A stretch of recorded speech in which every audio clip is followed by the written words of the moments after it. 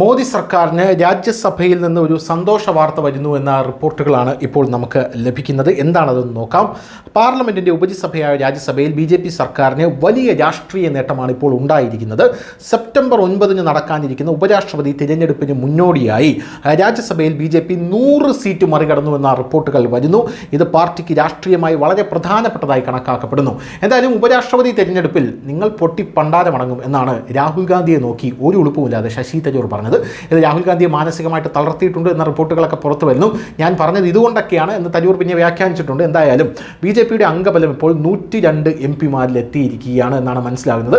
മൂന്നാം ടേമിൽ നരേന്ദ്രമോദി സർക്കാർ വന്നപ്പോൾ അദ്ദേഹത്തിന് വ്യക്തമായിട്ടുള്ള ഭൂരിപക്ഷം BJPക്ക് ഇല്ല എന്ന് പറഞ്ഞ് നരേന്ദ്രമോദി സർക്കാർ ഇത്തവണ ഒരു മരിച്ച സർക്കാരായിരിക്കും, അല്ലെങ്കിൽ ചത്ത സർക്കാരായിരിക്കും എന്നൊക്കെ പറഞ്ഞ് പരിഹസിച്ച പല കോൺഗ്രസ് പാർട്ടി MPമാരും നമ്മുടെ നാട്ടിൽ ഇപ്പോഴും ജീവിച്ചിരിപ്പുണ്ടോ എന്നുള്ള കാര്യത്തിൽ സംശയമാണ്. കാരണം അവർ ഈ വാർത്ത കേട്ടതായി ഒരു ഭാവിച്ചിട്ടുമില്ല, അറിഞ്ഞിട്ടുമില്ല. എന്തായാലും BJPയുടെ അംഗബലം 102 MPമാരിൽ എത്തിയിരിക്കുന്നു.